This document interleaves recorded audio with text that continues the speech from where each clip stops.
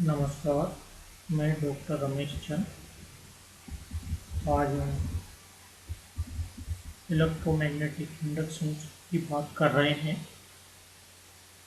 जैसा कि फैराडे ने अपने विद्युत चुंबकीय प्रेरण के प्रयोगों से निष्कर्ष निकाला कि धारामापी से जुड़ी कुंडली में विद्युत वाहक बल की उत्पत्ति का स्रोत कुंडली से संबद्ध चुंबकीय फ्लक्स है तथा इस फ्लक्स के परिवर्तन के कारण ही प्रेरित विद्युत वाहक बल उत्पन्न होता है। विद्युत चुंबकीय प्रेरण के प्रयोगों में विद्युत वाहक बल के उत्पन्न होने के कारण एवं परिमाण के लिए फैराडे ने निम्न दो नियम प्रतिपादित किए हैं। पहला नियम, जब किसी परिपथ से संबद्ध चुंबकीय फ्लक्स में समय के साथ परिवर्तन होता है तो परिपथ में विद्युत वाहक बल प्रेरित हो जाता है। प्रेरित विद्युत वाहक बल तब तक परिपथ में विद्यमान रहता है जब तक कि संबद्ध चुंबकीय फ्लक्स में परिवर्तन होता रहता है। इस प्रकार ये नियम विद्युत चुंबकीय प्रेरण के उत्पन्न होने के कारण को स्पष्ट करता है। दूसरा नियम, परिपथ में प्रेरित विद्युत वाहक बल का परिमाण उस परिपथ से संबद्ध चुंबकीय फ्लक्स के परिवर्तन की दर के अनुक्रमानुपाती होता है। विद्युत चुंबकीय प्रेरण द्वारा विद्युत वाहक बल की उत्पत्ति और उसके परिमाण को फैराडे के नियमों से व्याख्या की जा सकती है, परंतु विद्युत वाहक बल व धारा की दिशा का बोध लेंज के नियम द्वारा होता है। इस नियम के अनुसार विद्युत चुंबकीय प्रेरण के कारण उत्पन्न किसी चालक में प्रेरित विद्युत धारा की दिशा सदैव इस प्रकार होती है कि वह उस कारण का विरोध करती है जिससे उसकी उत्पत्ति हुई है। इस प्रकार जब हम फैराडे और लेंज के नियमों को एक साथ लेते हैं तो विद्युत चुंबकीय प्रेरण से उत्पन्न विद्युत वाहक बल को निम्न रूप से लिखा जाता है, E - d∅dt, जहाँ ये इंड्यूस्ड ईएमएफ है और ये rate of change of magnetic flux है।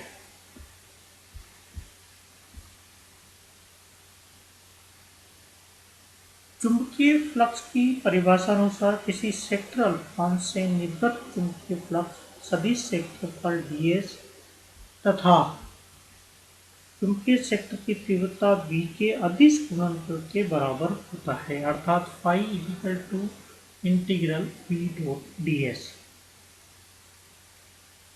विद्युत वाहक बल की परिभाषा अनुसार किसी बंद परिपथ में प्रेरित विद्युत वाहक बल एकांक धन आवेश को परिपथ के अनुदिश ले जाने में किए गए कार्य के बराबर होता है, अर्थात परिपथ के अनुदिश विद्युत क्षेत्र की तीव्रता E के बंद पथ पर रेखा समाकलन E.dl के बराबर होता है, अर्थात E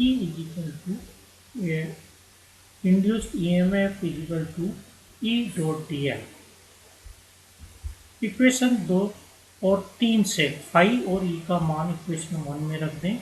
इक्वेशन 1 हमको इस फॉर्म में मिलती है, integral E.dl minus d/dt v.ds। इस इक्वेशन को integral form of Faraday-length law कहा जाता है। चूंकि एरिया एक कांस्टेंट है, अतः d/dt को इसे डिफ्रेंशिएट करने के रूप में काम में लेते हैं। तो इस इक्वेशन को हम ऐसे भी लिख सकते हैं, integral E.dl minus del v/del t.ds। Stokes theorem से हम जानते हैं कि E.dl line integral surface integral में चेंज हो जाता है del क्रॉस E.ds।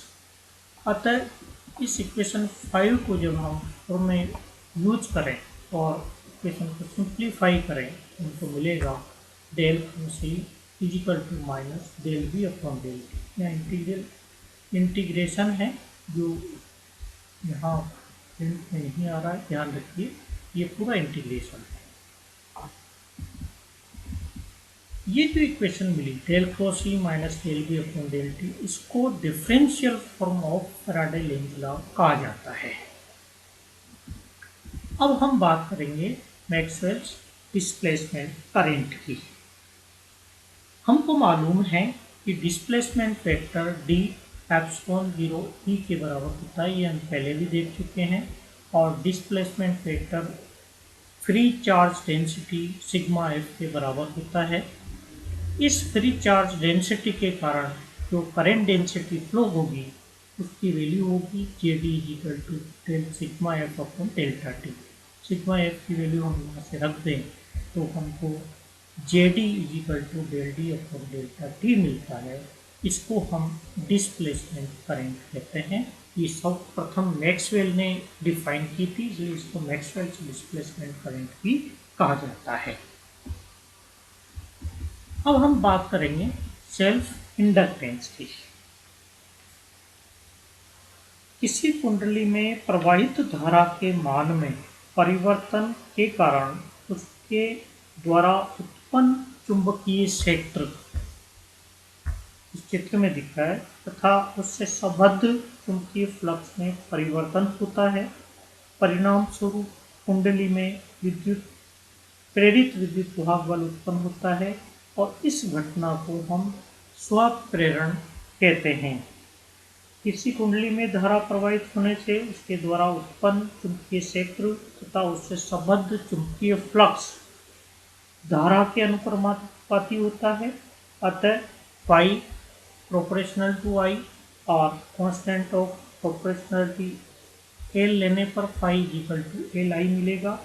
एल एक नियतांक है जिसको कुंडली का स्वप्रेरकत्व या स्वप्रेरण गुणांक कहा जाता है। परिभाषा के रूप में अगर इसको लिखें तो L is equal to five upon I, अर्थात कुंडली का स्वप्रेरण गुणांक एल आंशिक रूप से चुंबकीय फ्लक्स के मान के बराबर है जो कुंडली में एकांक धारा के प्रवाहित होने से संबद्ध होता है और इसका मात्रक हेनरी होता है। इसी प्रकार से जब किसी एक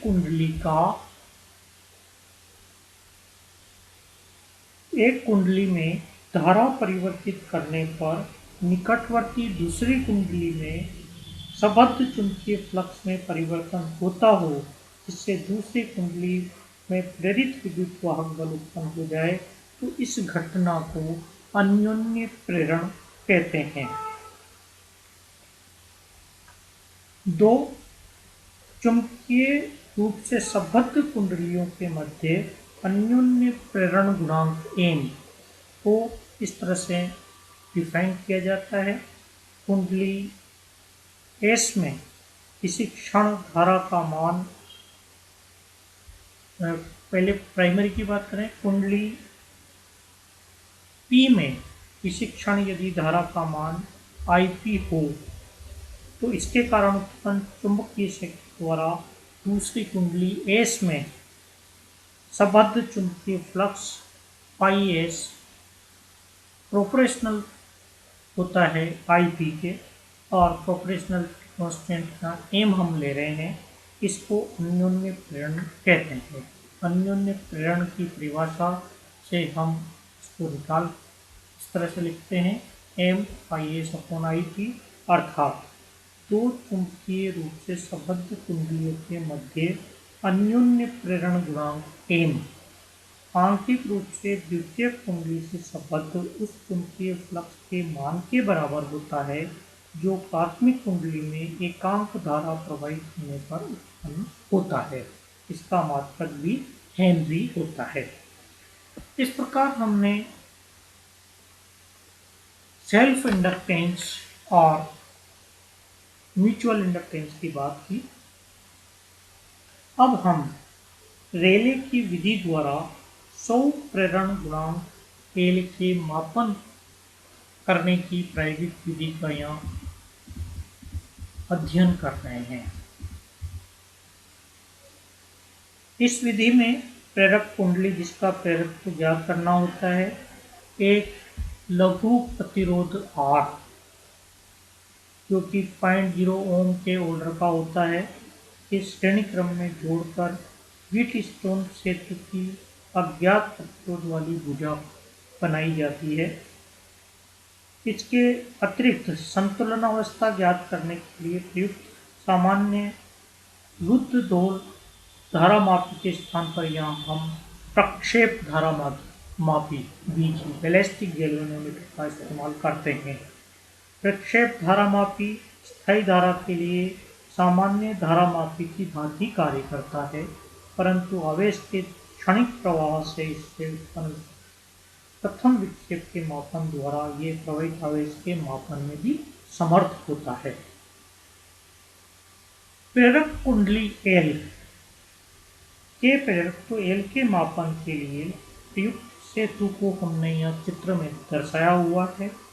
सर्वप्रथम हम कुंडली केडेस को बंद रखते हुए, जिससे परिपथ में आर का प्रभावी मान 0 हो जाता है, अनुपाती भुजाओं पी क्यू में निश्चित अनुपात के लिए आर का मान इस प्रकार परिवर्तित करते हैं कि सेतु संतुलित हो जाए। इस अवस्था में के को बंद करके परिपथ में स्थायी धारा प्रवाहित होती है और संतुलनावस्था में धारा में विक्षेप 0 बना रहता है। केडेस को बंद करते व खोलते समय प्रेरकत्व एल के कारण क्षणिक विक्षेप उत्पन्न होता है, परंतु स्थायी विक्षेप 0 रहेगा। केडेस को बंद रखते हुए के को एकाएक बंद करते हैं तो इससे परिपथ में धारा 0 से अधिकतम मान तक बढ़ती है। यदि किसी समय t पर कुंडली में प्रवाहित धारा I हो तो प्रेरकत्व के कारण एक विरोधी विद्युत वाहक बल E - L di/dt कुंडली में उत्पन्न हो जाता है।